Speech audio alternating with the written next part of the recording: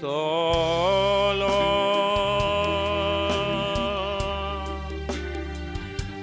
creer,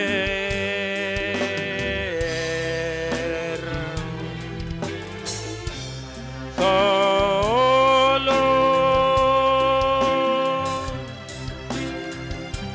creer,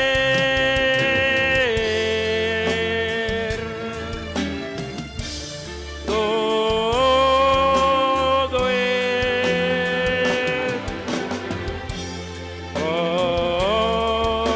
posible, solo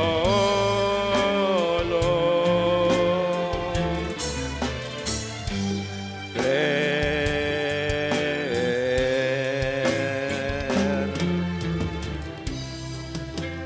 Señor,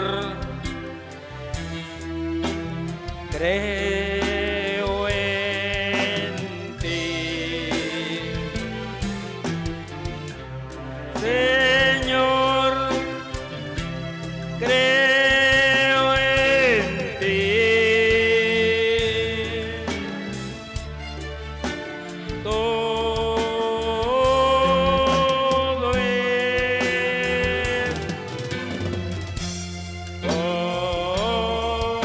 posible, Señor, creo en ti. Aleluya.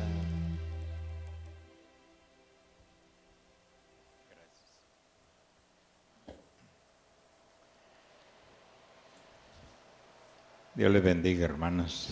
En esta tarde damos gracias al Señor por estar aquí reunidos para adorar el nombre del Señor. Amén.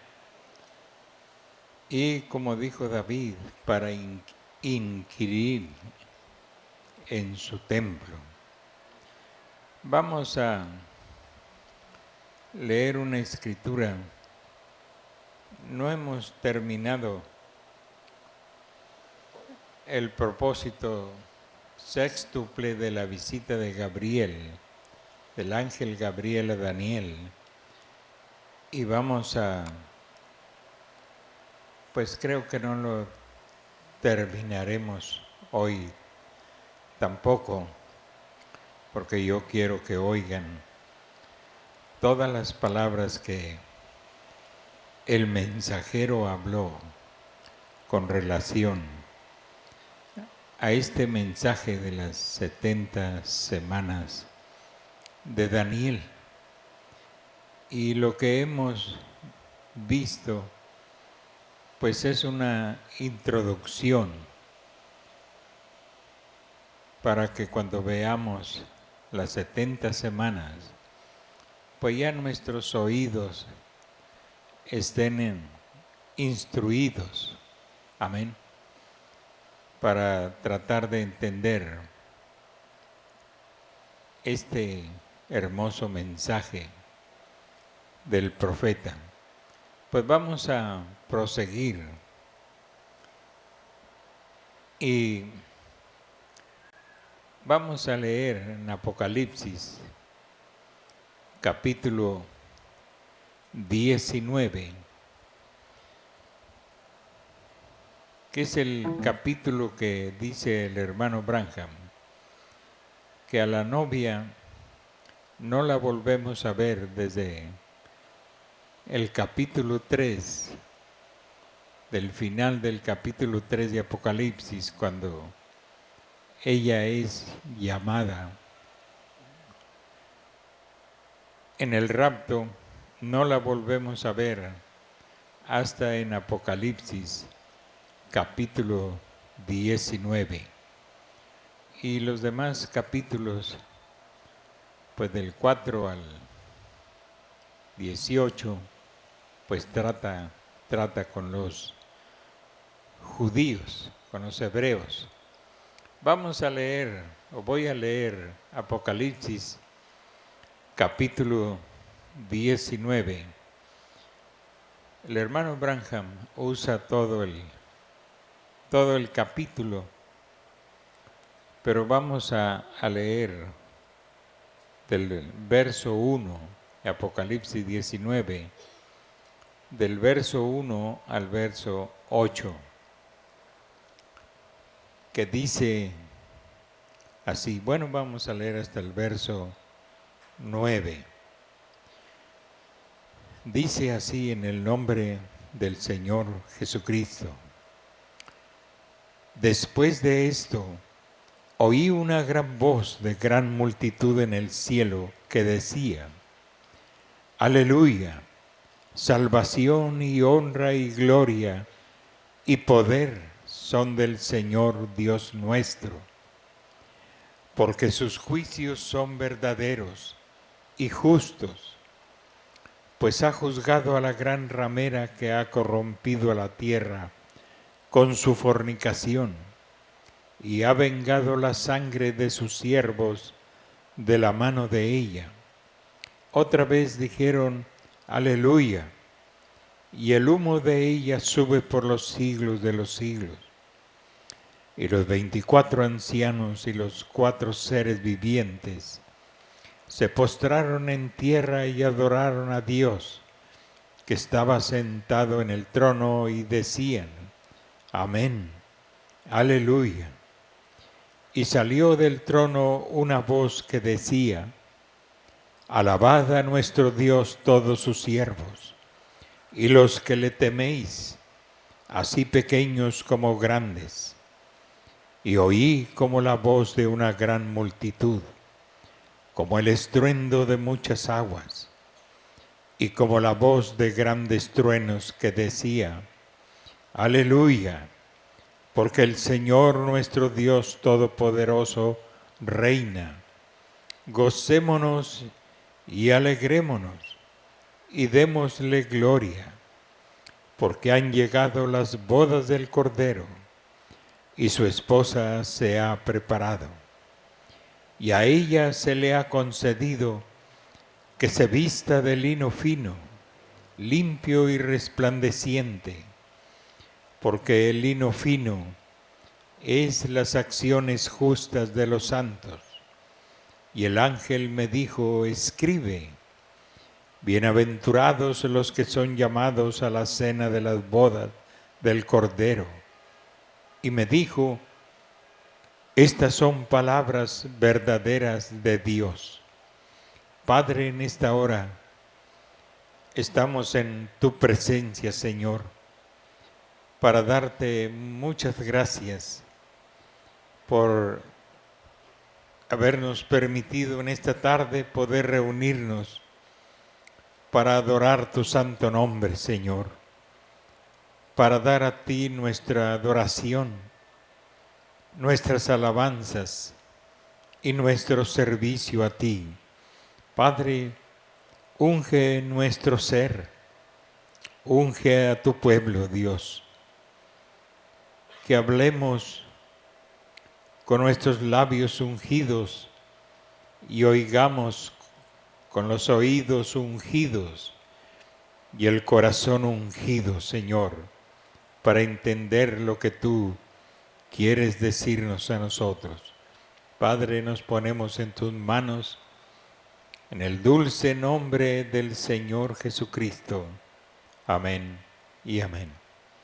Pueden sentarse, hermanos.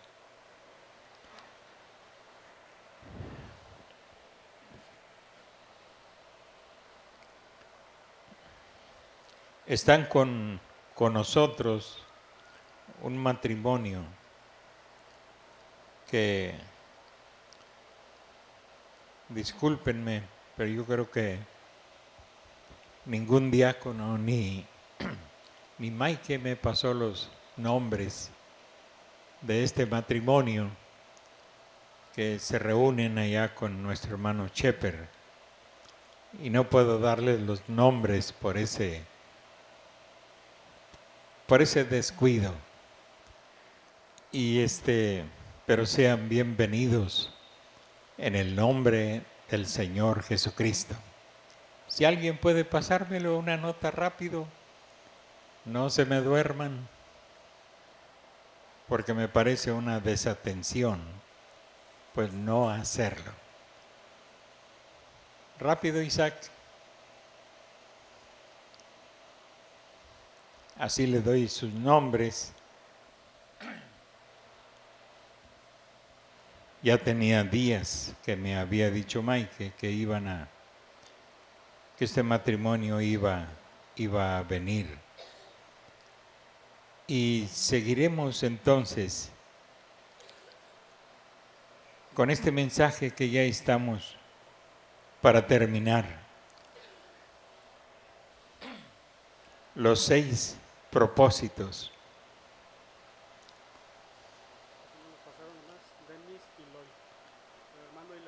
El hermano Denis y Loy. Pues Dios les bendiga, hermanos. Sean bienvenidos en el nombre del Señor Jesucristo. Ya después me dicen los apellidos. Qué cosas. Bueno, lo bueno es que están aquí con nosotros. Amén. Y siempre nos gozamos. Si viene el hermano Shepherd, si hay alguien que viene de allá, pues nos gozamos, nos alegramos. Y ustedes no se alegran porque pues no sabían, pero ahora ya lo saben. Nos gozamos cuando alguien nos visita de otras partes. Y pues el hermano Mike se va a encargar de atenderlos, creo yo. Así es, Mike. ¿Cuántos días van a estar aquí? Ni un diácono ahí cerquita para que pasen. Pues aquí van a estar hasta el domingo. Bueno, pues gracias al Señor. Pues vamos a introducirnos, ya que no predicamos mucho, vamos a tratar de terminar a las 8. Y hemos visto, ¿se acuerdan de los propósitos? A ver, ¿quién me puede decir uno?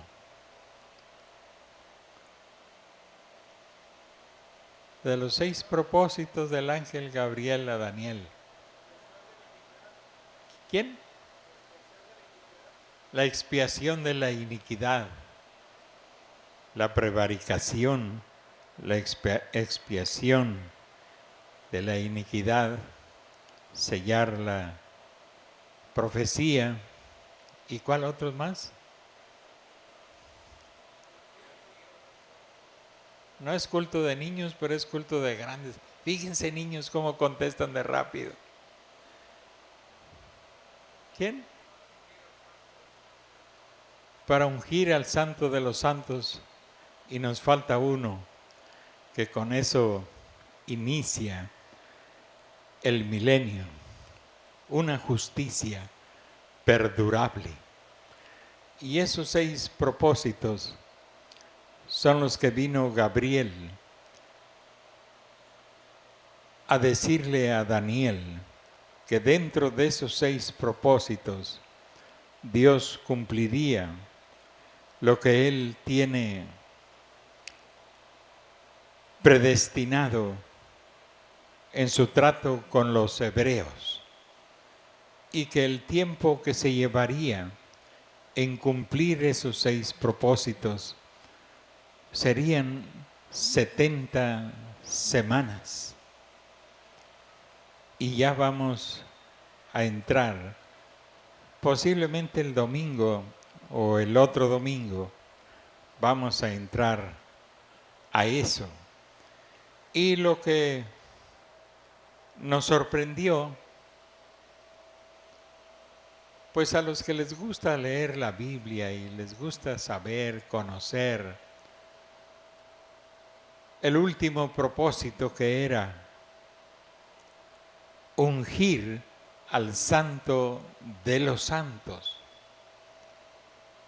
Y todos pensábamos, y algunos ni pensaban porque ni sabían, que el Santo de los Santos pues es Dios, que es el Señor Jesucristo.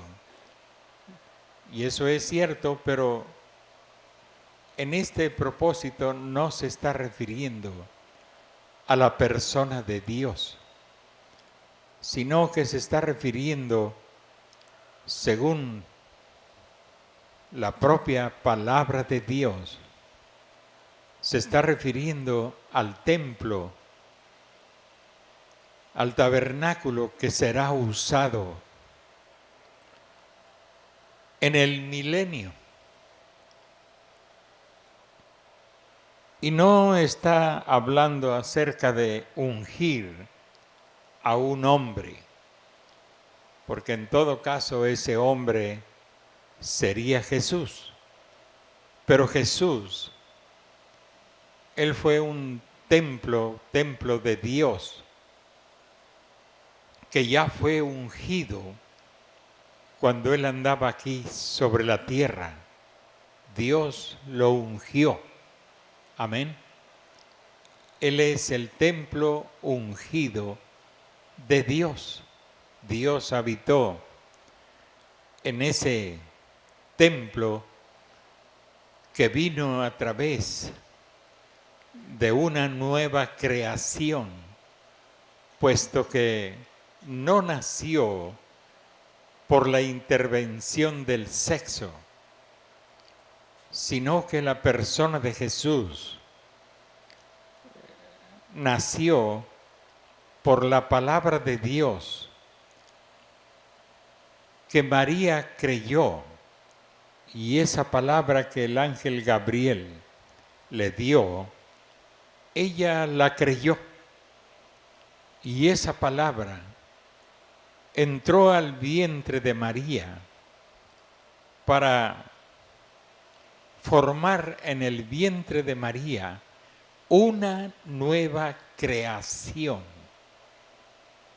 que nada tenía que ver con el sexo. Amén. Porque Jesús nació, fue formado en el vientre de María sin la intervención del sexo.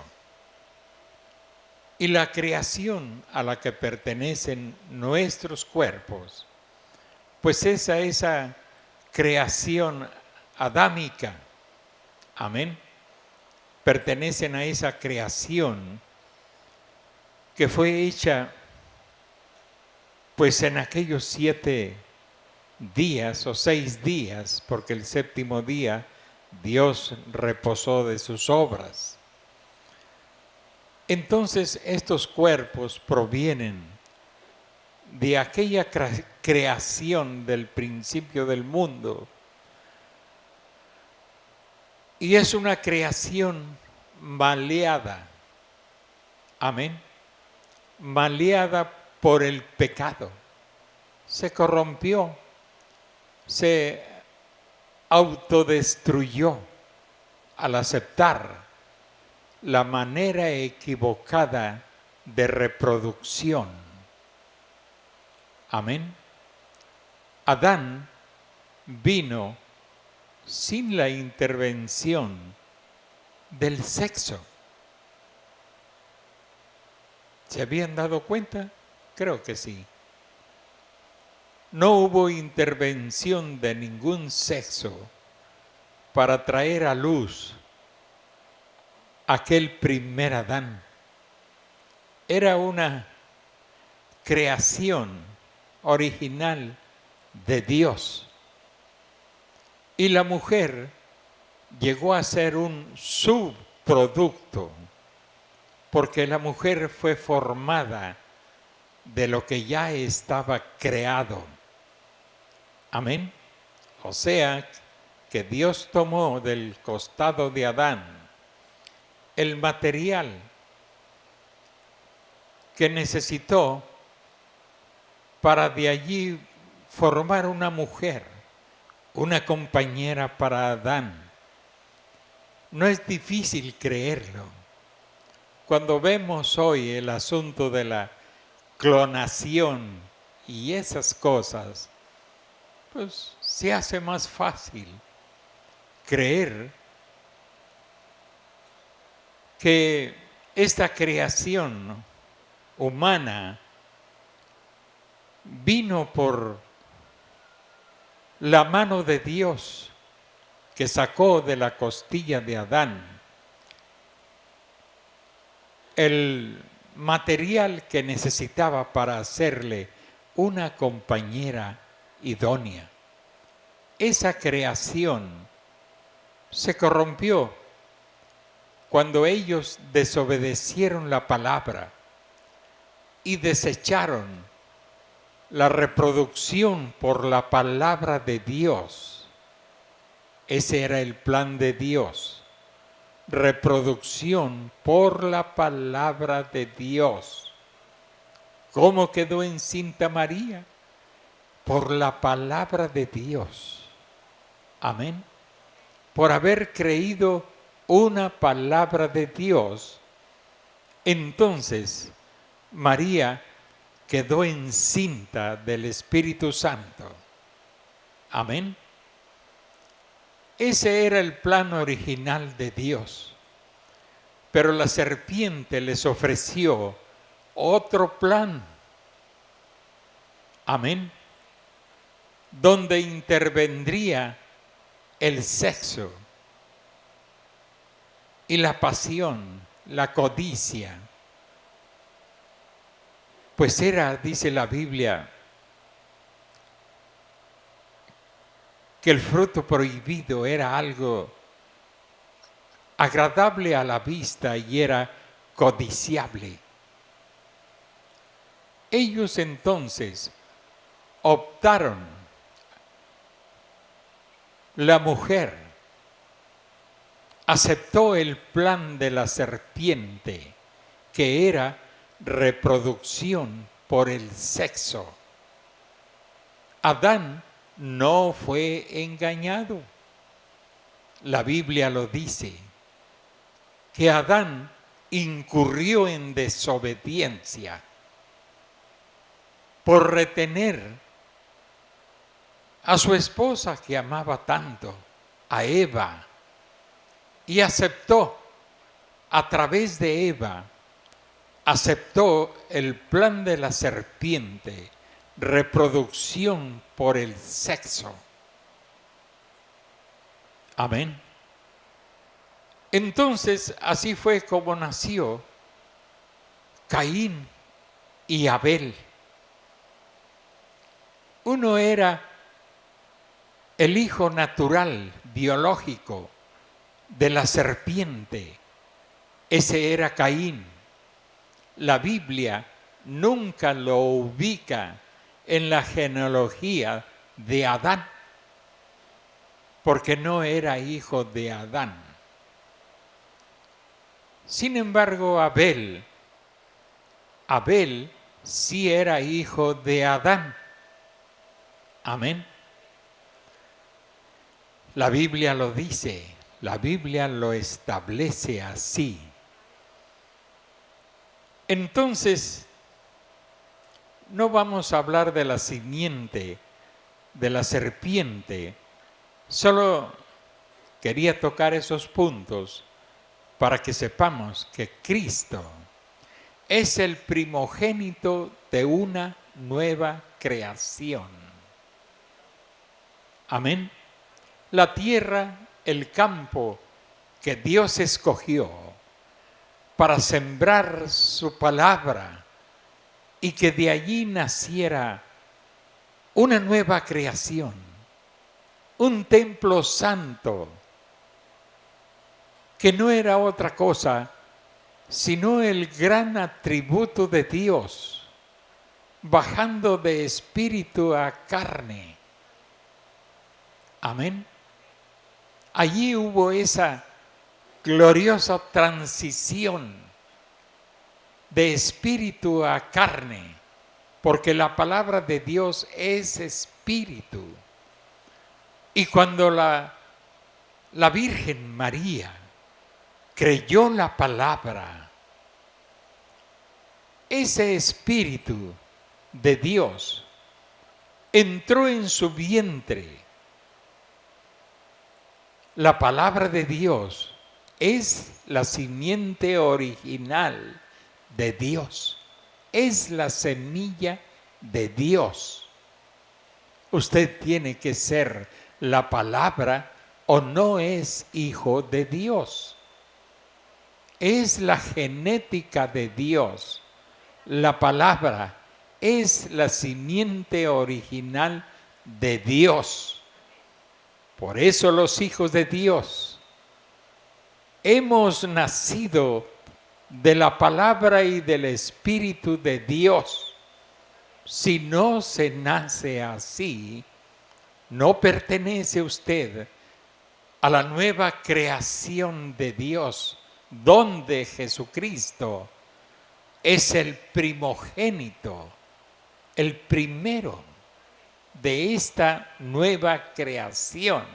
La Biblia así lo enseña. Amén. Que Él es el primogénito de esta nueva creación, que nada tiene que ver con reproducción por sexo. Esto es, cristianismo es reproducción por la palabra de Dios. Es decir, somos nuevas criaturas en Cristo. Amén.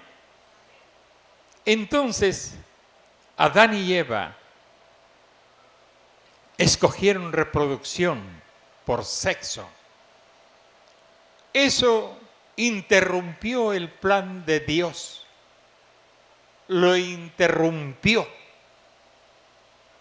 Y en su desobediencia, el hombre entregó a Satán toda la autoridad que él tenía, todo el poder que él tenía. Él era el rey de la creación. Él era, dijo el profeta, un Dios pequeño. Si eres un hijo de Dios, eres un Dios pequeño. Eres su hijo. Amén.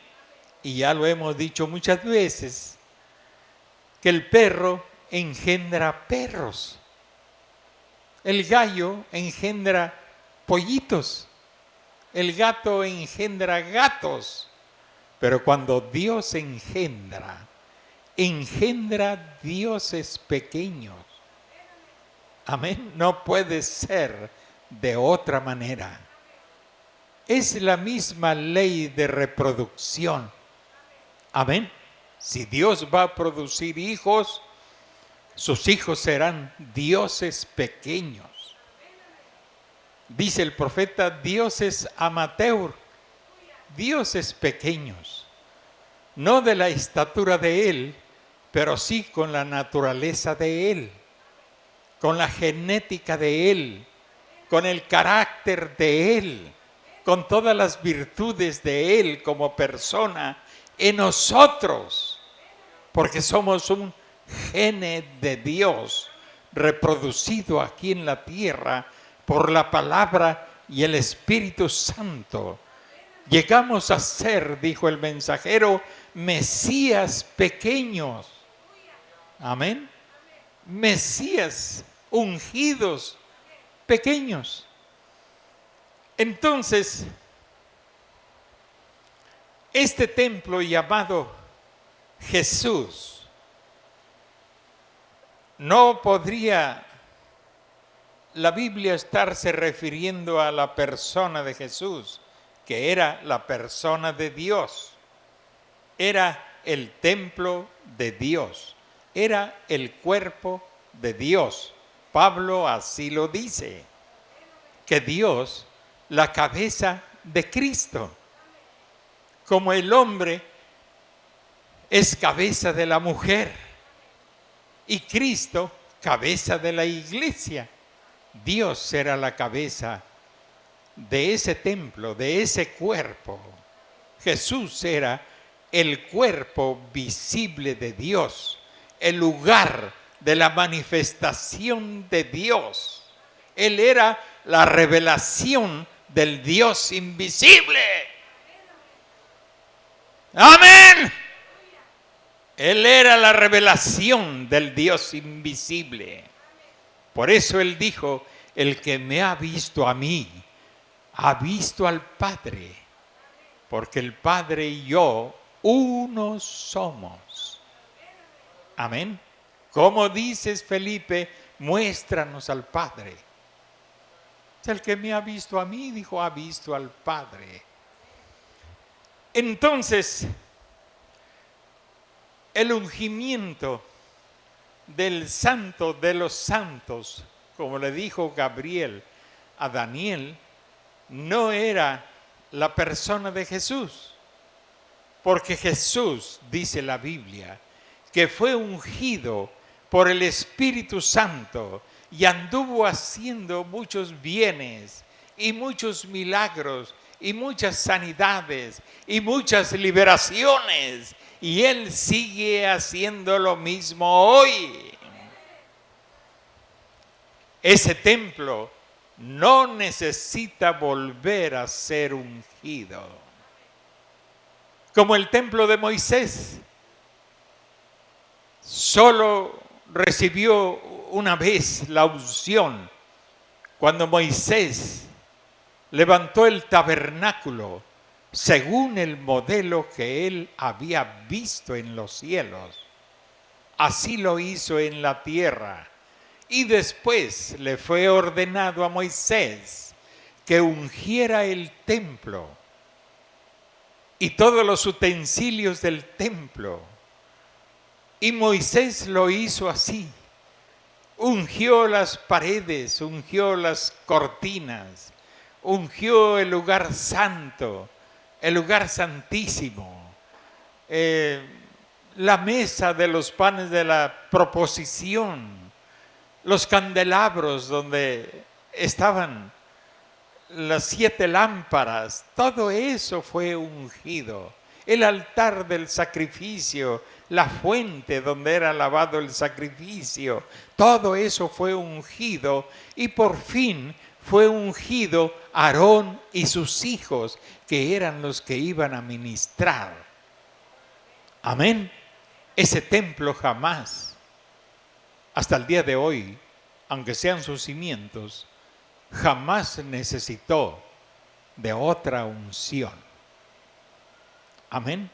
Era ese tabernáculo en el cual Dios iba a tratar con los hebreos, donde Dios se iba a manifestar.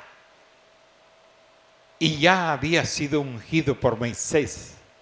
Así Jesús de Nazaret, Él no es el santo de los santos que va a ser ungido en el milenio, porque dice el mensajero, no está hablando de un hombre, de una persona, está hablando del templo, del tabernáculo que será usado en el milenio.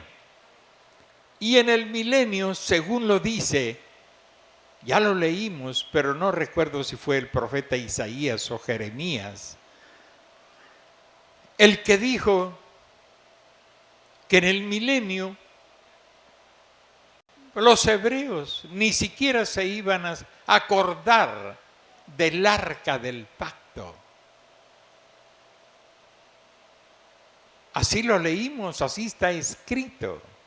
Ni siquiera vendría a su memoria, porque allí no habrá el arca del pacto. ¿Por qué no habrá? Porque allí estará el trono del Señor Jesús.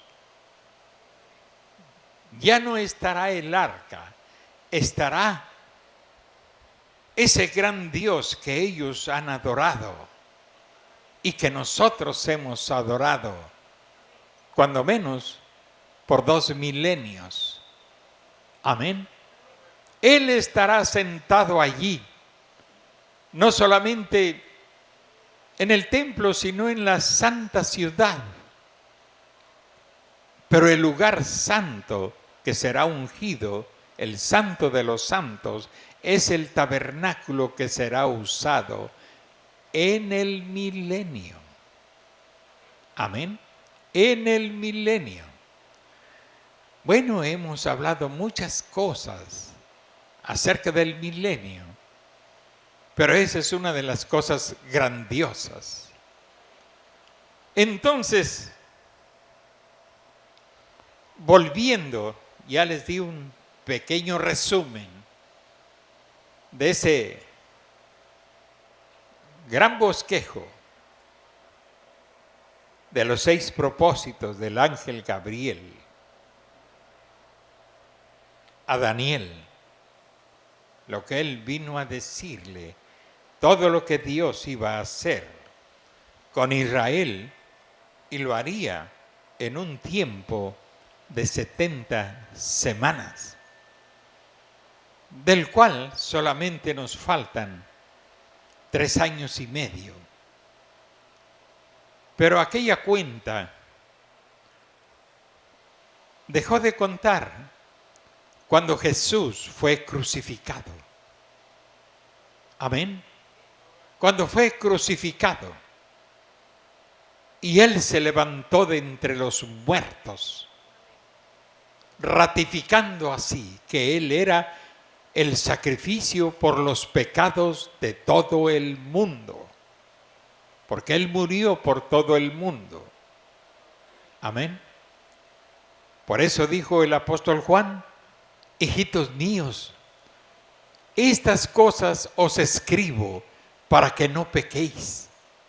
Pero si alguno hubiere pecado, abogado tenemos para con el Padre, a Jesucristo el justo, el cual es la propiciación por nuestros pecados, y no solamente por los nuestros, sino por los de todo el mundo. Él murió por el mundo entero. Él es la expiación para cualquier clase de pecador, para cualquier tipo de pecados. La sangre limpia al hombre de sus pecados, lo expía. Amén. Lo limpia, lo santifica. Él es la expiación. Entonces Israel tiene que ser perdonado de su prevaricación y tiene que ser perdonado. ¿Cuál fue el segundo propósito? A ver, ¿cuál dijiste? La expiación por el pecado. La prevaricación fue el rechazo y el haber hablado mal de Jesús, haberle atribuido a los demonios el poder con el que Él sanaba a los enfermos. Una grave prevaricación. Y su pecado fue que cuando Roma, a través de Pilatos, encontró inocente, cosa increíble, Roma, a través de Pilatos, encontró inocente al Señor Jesús. Los judíos lo encontraron culpable y bajo amenazas de una política, de una acción política, obligaron a Pilatos a lavarse las manos. Amén. Y decir, inocente soy de la sangre de este justo. Entonces el pueblo cometió el pecado grave que hasta hoy lleva sobre sus espaldas. Dijeron, bueno, pues que su muerte sea sobre nosotros y sobre nuestros hijos. Y así echaron maldición sobre su propia generación y todas las generaciones que seguirían hasta el día de hoy, hasta que Jesús venga y se presente a ellos como lo hizo el José de la Biblia. Entonces, la expiación no fue efectiva para los judíos porque ellos la rechazaron. Amén. Y llevan sobre su espalda el pecado de haberle rechazado. Ya vimos también lo de la justicia perdurable.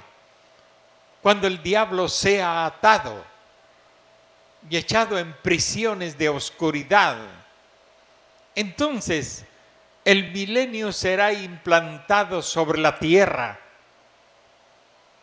y habrá entonces una justicia perdurable. Para ese tiempo, pues, esas cosas suceden en esos 3 años y medio que faltan.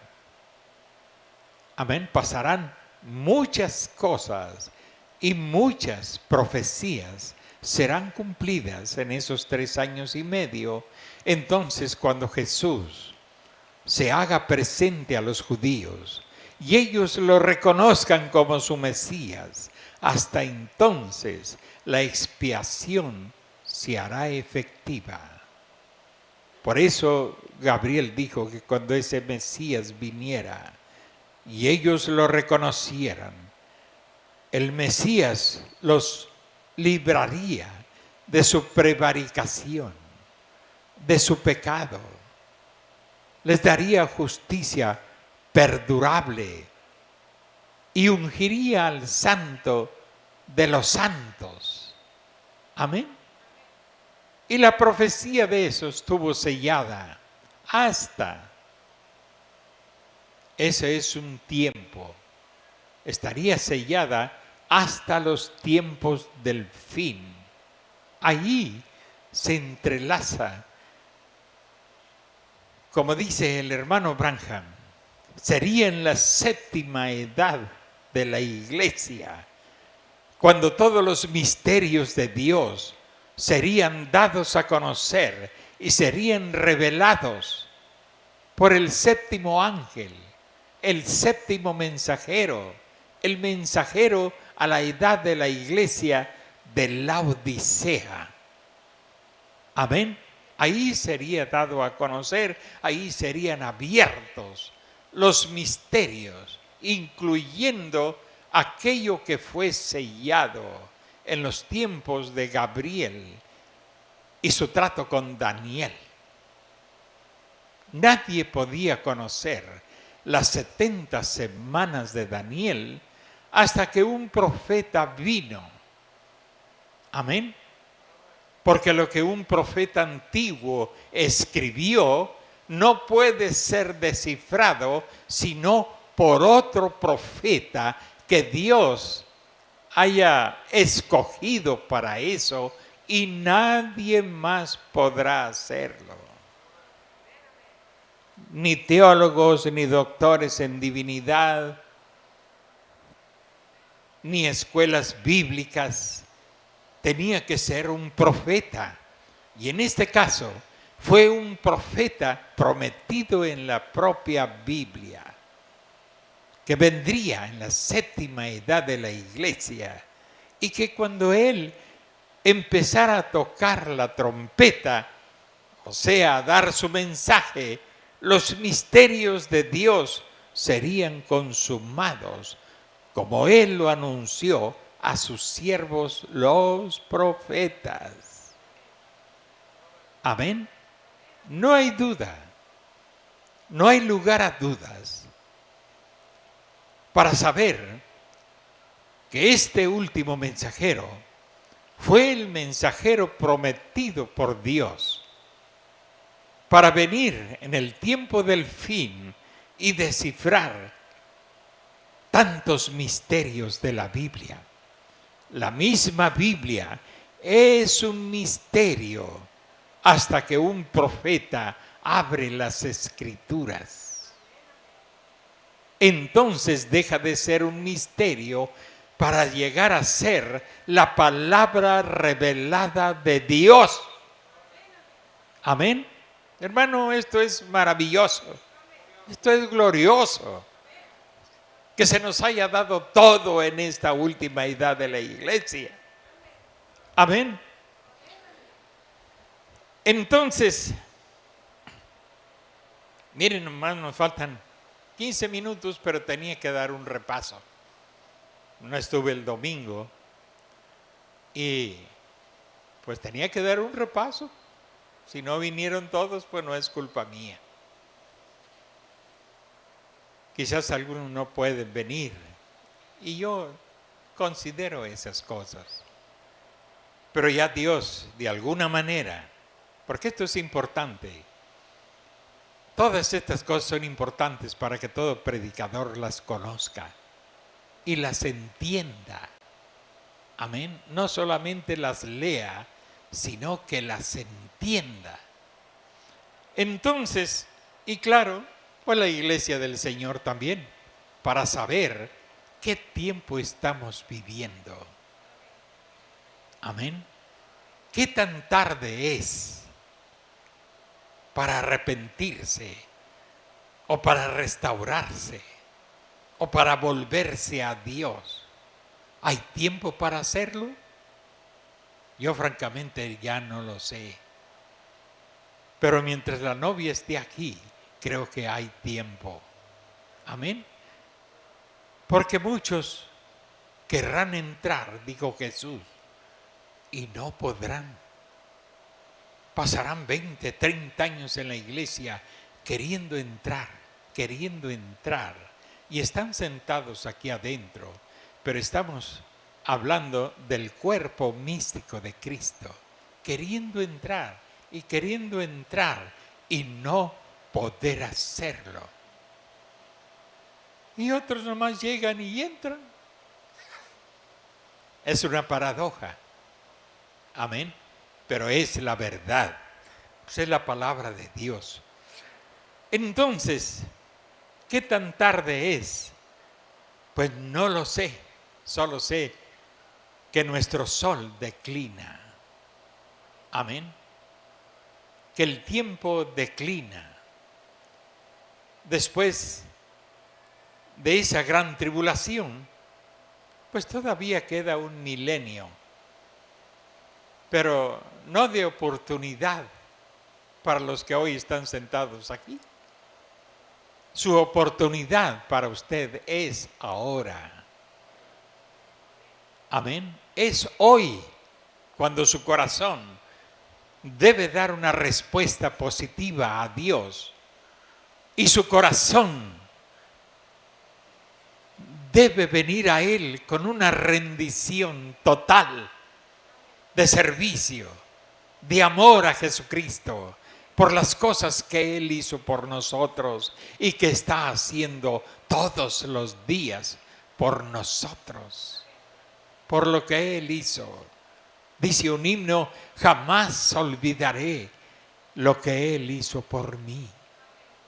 Jamás es imposible olvidar lo que Él hizo por mí, lo que Él hizo por usted. Es imposible olvidarlo. Eso queda sellado en el corazón. Eso lo despoja a usted de toda duda, de toda pereza, de toda tristeza, de todas esas cosas que agobian y marchitan el alma. La certeza de ser de Él lo hace a usted inmensamente feliz y lo hace una persona de acción. Amén. El hermano ya me está diciendo flojo, pues yo no se lo digo, pero eso es lo que uno ve en el cristiano. El cristiano es una persona de acción, de vigor, de entusiasmo, palabras positivas, acciones positivas. Es una vida positiva. Amén. Ese es el cristiano. Entonces, esta parte que leímos, pues el hermano Branham lee todo el capítulo. Y luego dice, oigan, aquí están ustedes, iglesia. Después que ella subió en el capítulo 3 de Apocalipsis, aquí viene ella. Y ahora en el versículo 6 dice, y oí como la voz de una gran multitud, como el estruendo de muchas aguas y como la voz de grandes truenos que decía: aleluya, porque el Señor nuestro Dios Todopoderoso reina. Amén. Miren el matrimonio del Cordero. Ahora aquí viene ella. Ahí vamos nosotros los que hemos creído y estamos a la expectativa de su venida. Y no nos preocupa otra cosa sino estar listos para ese gran día. Gocémonos y alegrémonos y démosle gloria, porque han llegado las bodas del Cordero y su esposa se ha preparado. Aquí viene ella, los dos, el novio y la novia. Y a ella, a la novia, a ella se le ha concedido que se vista de lino fino, limpio y resplandeciente, porque el lino fino es las acciones justas de los santos. Amén. Y más adelante habla ese pasaje del cual ya hablamos, cuando el ángel dice: y el ángel me dijo, escribe, bienaventurados los que son llamados a la cena de las bodas del Cordero. Bienaventurados los que son llamados a la cena de las bodas del Cordero. Y me dijo: estas son palabras verdaderas de Dios y yo las creo. Y estoy esperando por eso. Amén. Desde mi juventud estoy esperando por eso. Amén. ¿Y usted desde cuándo lo está esperando? Piensa hacerse rico, piensa hacerse rica. Qué pensamientos tan ruines y tan bajos. Amén. Usted piensa tener mucho dinero y conquistar el mundo y ser una persona muy respetada por su dinero, por sus posesiones. Qué pensamientos tan ruines como cristiano. Qué pensamientos tan bajos. Hermano, ¿es malo querer ser rico? Pues si es con un espíritu egoísta y solo para presumirle a los demás, son pensamientos de los infiernos. Hay cosas más gloriosas a las que un cristiano aspira. Amén. Y a veces hasta con mentiras se trata de adquirir dinero, beneficios y esas cosas. Qué gente tan ruin. Pero a ella, a la novia, se le ha concedido que se vista de lino fino, limpio. Nadie más se vestirá como ella.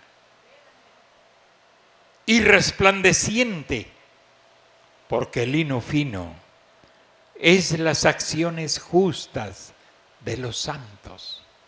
Eso es lo que la viste a ella. Las acciones justas de los santos. Esa es su vestidura. Justicia. Cosas justas. Cosas limpias que no se hacen por egoísmo, por presunción, por competencia con el mundo o con algún otro del mundo. Eso está sucio. Pero sí hay acciones justas. Amén. Y yo me postré a sus pies para adorarle.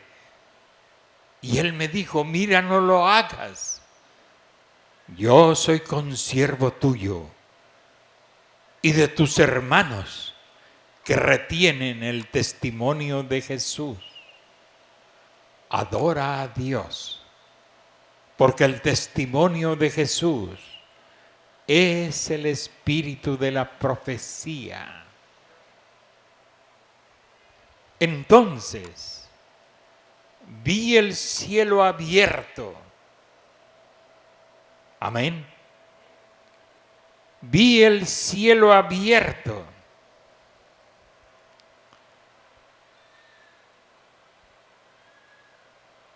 Y un caballo blanco. Oh, hermano, y el que lo montaba se llamaba Fiel y Verdadero. Fiel y verdadero. Y con justicia juzga y pelea. Y sus ojos eran como llamas de fuego. Y en su cabeza muchas diademas. Él fue coronado, ¿qué? Rey de reyes. Y tenía un nombre escrito que ninguno conocía sino él mismo. Y estaba vestido de una ropa blanca teñida en sangre. Y su nombre es el Verbo de Dios. ¿Y qué dice Juan? En el principio era el Verbo. Y el Verbo era con Dios. Y el Verbo era Dios. Y el Verbo fue hecho carne y habitó entre nosotros. Amén. La palabra se hizo como usted y como yo, los varones. Tomó nuestra forma. La palabra tomó forma de un hombre, que el hombre fue hecho a la imagen y a la semejanza de Dios. Y ese santo ser que nació de María no era otra cosa sino la simiente original de Dios, el Verbo, la palabra, el gran atributo de Dios. Amén. ¿Quién era? Era Jesús. Y su nombre es el Verbo de Dios. Y los ejércitos celestiales, vestidos de lino finísimo, blanco, limpio, le seguían en caballos blancos. Y como aquel gran teólogo le refutó al profeta cuando el profeta habló que él había visto su caballo más allá de estas dimensiones, el lugar donde están los hijos de Dios esperando el rapto. Amén, porque ellos lo están esperando allá. Ellos tienen que bajar, venir por sus cuerpos. Allí vio el profeta pues su perro, su caballo blanco, vio su sillón, uno que le había regalado a su esposa para que él reposara, así como un sillón de esos. Así es que no se sientan mal porque me regalaron un sillón de esos para sentarme yo. Me siento muy a gusto, que este sueño me da. No se sientan mal, no sean egoístas en su mente. Amén. El hermano Branham vio todas esas cosas allá. Y ese teólogo le dijo: hermano, ¿cómo es posible que usted, siendo un profeta de Dios, diga que vio animales allá en el cielo? Dijo el profeta: en primer lugar, yo no dije que estaba en el cielo, sino que estaba en el lugar de reposo, donde están los hijos de Dios. Y en segundo lugar, dígame usted, ¿de dónde vino aquel carro de fuego tirado por caballos y que vinieron por Elías? ¿De dónde vinieron? ¿Y dónde están ahora? Tienen que estar de donde vinieron.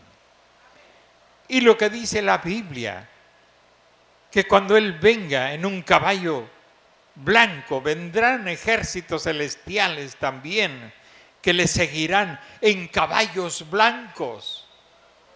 ¿De dónde vienen esos caballos, pues? Solamente hablan, dijo el profeta, cuando quieren echar tierra a algo. Y de su boca sale una espada aguda. Eso lo vamos a ver en las 70 semanas. Para herir con ella a las naciones, y las regirá con vara de hierro. Y él pisa el lagar. El lagar era una especie de, como un corral, pero bien cerrado, y con su piso de madera, y allí se vaciaban las uvas de la cosecha. Entonces las mujeres descalzas entraban a ese lugar y pisaban las uvas para sacarles el jugo. Todas las mujeres, era su trabajo, pisar el lagar. Y desde luego, pues había alguna forma para que ese jugo saliera y entrara, pues a las tinajas o a las vasijas. Pero el lagar era ese lugar donde se echaban las uvas y las mujeres entraban a pisar las uvas. Entonces dice, y él pisa el lagar del vino, del furor y de la ira del Dios Todopoderoso. Y en su vestidura y en su muslo tiene escrito este nombre: Rey de Reyes y Señor de Señores. ¿Qué era? Su pueblo le acababa de coronar a él Rey de Reyes y Señor de Señores. Su pueblo, regresando de nuevo a su santo templo, ungido con la presencia de Dios. No hay necesidad del arca, porque en lugar del arca estará su trono. Amén.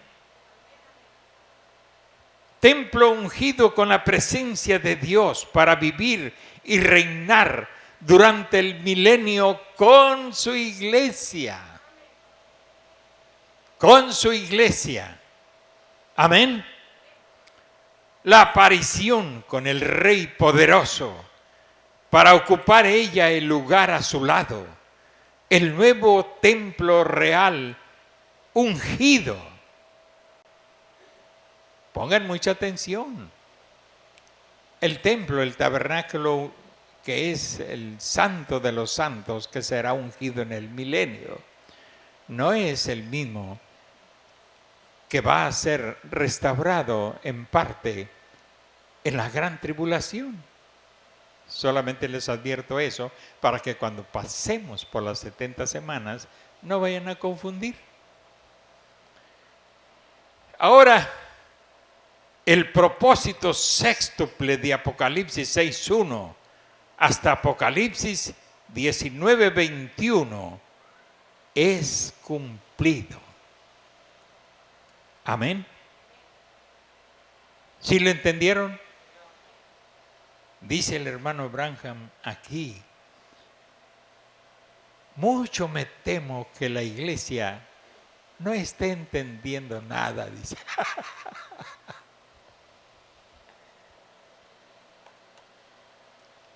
Él temía que su iglesia no lo estuviera entendiendo. Pues, ¿qué espero yo? ¿Qué espero yo?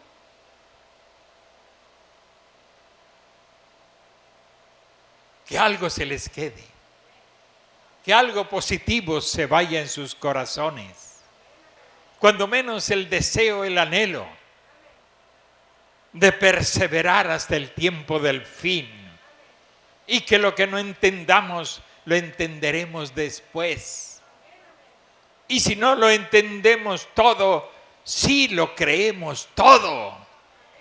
Amén. Aquí voy a concluir por hoy. Escuchen ahora, para cerrar, los 7 sellos, 7 trompetas, 7 copas, 3 ayes, la mujer en el sol, el lanzamiento fuera del diablo o del dragón escarlata. Sucede entre estos tiempos, durante el periodo de la gran tribulación. No lo olviden, todas estas cosas suceden durante este tiempo, es decir, después que la novia se va, después que la novia es raptada. Pero aquí está el propósito sextuple de su venida. ¿Lo creen? ¿Lo creen? Qué bueno que el profeta dice aquí, lo creen, en vez de decir, lo entienden. Bueno, pues si lo creen, gloria al Señor. Yo tampoco lo entiendo todo, pero alcanzo a ver la punta de los hilos. Amén. Y lo puedo ver claro, pero no lo puedo explicar de una manera que ustedes lo puedan entender. Tendríamos que empezar otra vez desde el principio y darle otra repasada y luego otra. Porque así son estos mensajes difíciles, intrincosos, que aunque el profeta nos esté diciendo lo que es, la mente está entretenida en otras cosas, distraída en otras cosas. Y no se puede captar al 100%. Entonces, ¿qué tiempo tan glorioso está reservado para los que aman al Señor? O sea, para mí. Pues yo le amo. ¿Usted también? ¿En serio? ¿No está mintiendo? ¿Le ama? ¿Y sabe lo que es el amor? Lo que es amar a alguien de corazón, no de pico. Porque hay alguien que simula, que ama, pero en verdad no ama nada. Pero aquí está hablando de los que en verdad aman al Señor. Qué tiempo tan glorioso está reservado. Yo les digo, amigos, no podemos darnos el lujo de perdernos eso. No vayan a perderse eso por ningún motivo. Tengan esa seguridad. El domingo, el Señor mediante, quiero presentar, si Él me ayuda, mostrar exactamente dónde cada uno de esos 7 días, donde acontecieron, trayéndolo igual como lo hice hoy, y situar esos 7 tiempos, 7 semanas, 70 semanas, justo en el lugar de ese santuario judío, y mostrar exactamente dónde estamos viviendo aquí en el fin, el Señor mediante. Bueno, eso dice el hermano, diciéndole a la congregación el próximo domingo. ¿Le aman? Dice aquí la congregación, dice amén. ¿Le aman, hermanos? Los que están allá atrás también no se oye nada. Si le aman. ¿Podrían ustedes darse el lujo de perderse del cielo? No podemos darnos ese lujo. Mejor que se quede Jacobín sin casar, pero no perdernos de ese lujo. Estar allá. Ah, no, Jacobito, no. Estos chiquitines. Jacobito se pone, ya mero, Jacob. Me gustan mucho las bodas, los matrimonios, donde él representa a Cristo y ella representa la novia del Señor Jesucristo. Amén. No pueden darse el lujo de perderse del cielo, que se pierda. Yo digo de mi parte, que se pierda todo lo que tenga que perderse. Renuncié a ello desde que tenía 19 años. Renuncié a todo. Amén. Para adquirir la perla de gran precio. Y sigo en lo mismo. Si hay algo que se tenga que perder, que se pierda. Pero no puedo perderme de estas grandes promesas de Dios. Esto aquí en la tierra es solo vida natural. De aquel lado es sobrenatural y eterno. Todo lo de aquí es pasajero. Amén. Hasta amigos que parecen verdaderamente amigos, luego resulta que no eran de oro. Solo estaban chapeados de oro, pero no eran de oro. Amén. Y sufrimos el desprecio, la traición. Creíamos que era genuino, que era verdadero, que era oro puro. Pero no era así. Y qué triste desengaño. Gracias a Dios y qué afortunados somos.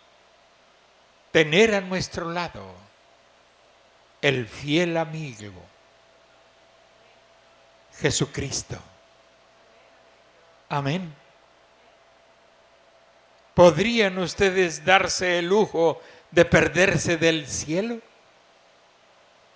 Dios, tengo 50 años batallando, luchando conmigo mismo, luchando con las cosas del mundo y llevando el oprobio, si quiere. Pues eso no es nada. Pero ¿cómo podría perderme del cielo después de luchar medio siglo tratando de mantenerme en pie? No puedo darme ese lujo. Estamos en el tiempo del fin y la batalla ruge. Ruge dentro de usted mismo. Ruge dentro de usted misma. Con tantas cosas religiosas y doctrinitas de casa, personales, luchando contra la palabra. Lo único que nos puede poner de aquel lado es la palabra. No luche ni compita con la palabra de Dios. Más bien, créala, acéptela y haga las cosas, aunque sean en simplicidad, como la Biblia lo demanda. Hágalo así. Hagámoslo así y vivamos con sencillez nuestra vida cristiana.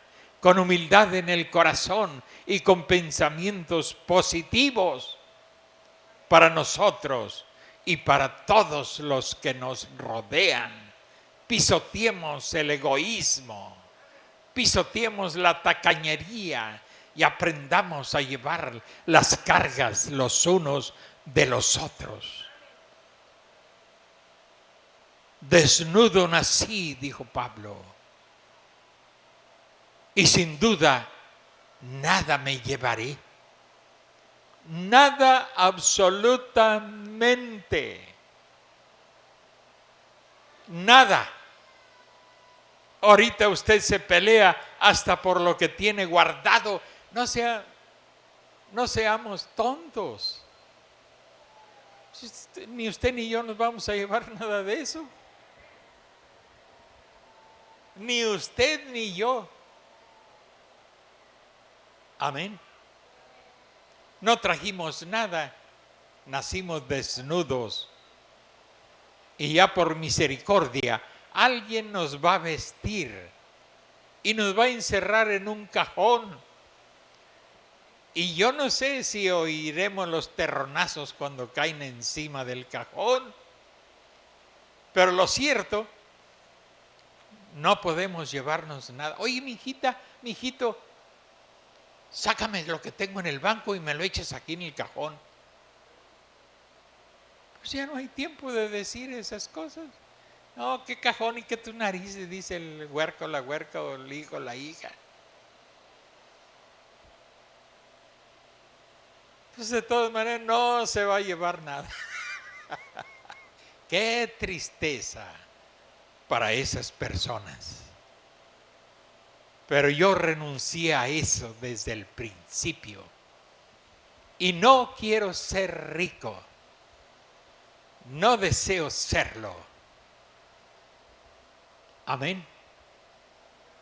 Él puede hacerlo si quiere, pero no es mi petición, ni es mi oración.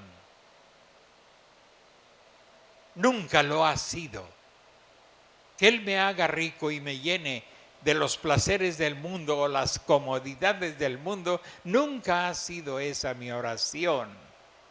Más bien mi oración ha sido, dame lo que es menester. Y he orado así por causa de los hijos que estaban en mis espaldas o detrás de mí. Dame lo que es necesario. No me des de más, porque quizás te olvide, dijo Salomón.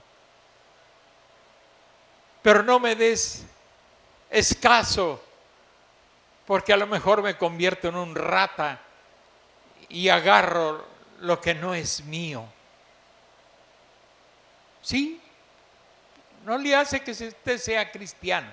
Puede ser tentado cuando el hambre llega, cuando la escasez llega. Entonces, Dios, dame lo que es menester. Amén. Dame lo que necesito nada más. ¿Para qué quieres más? Para gastarlo en ti mismo o en ti misma, y al rato ahí se queda todo. Y los hijos o las hijas peleándose por esas cosas y agarrándose de la greña como si fuera una gran cosa. Pedazo de tierra y casas que al rato van a estar podridas. No conviene. Hay que poner nuestra vista en lo más alto. No nos cansemos, pues, de hacer el bien, porque a su tiempo segaremos. Amén. No se canse de hacer el bien, porque a su tiempo segaremos. Que Dios les bendiga, hermanos. Y el domingo proseguiremos. Amén. ¿Luchará usted por alcanzar eso? ¿Se rendirá lo suficientemente a Jesucristo? Le estoy hablando a la iglesia. Se rendirán como debe rendirse un cristiano, una cristiana, para serle útil a Dios. No se puede ser útil en las manos de Dios si no existe rendición, si no hay perseverancia, fidelidad. ¿Cómo se puede servir a Dios sin fidelidad, sin perseverancia, o por presunción, o hacer el bien por egoísmo,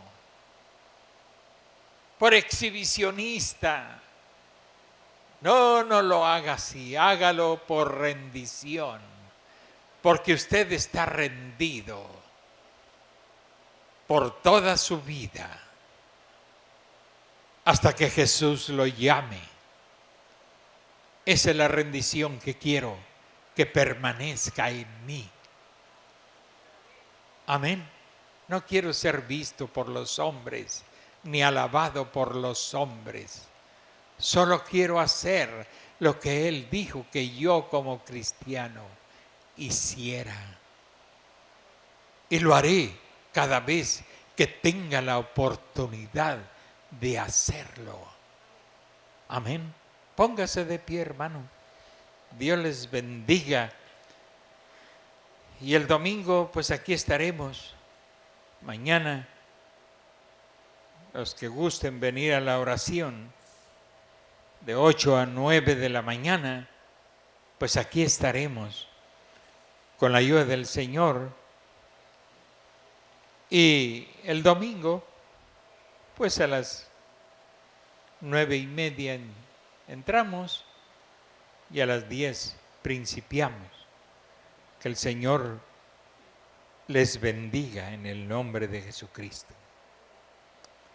Padre, en esta hora te damos muchas gracias, Dios, por ayudarnos a meditar en estas cosas hermosas y gloriosas que nos esperan.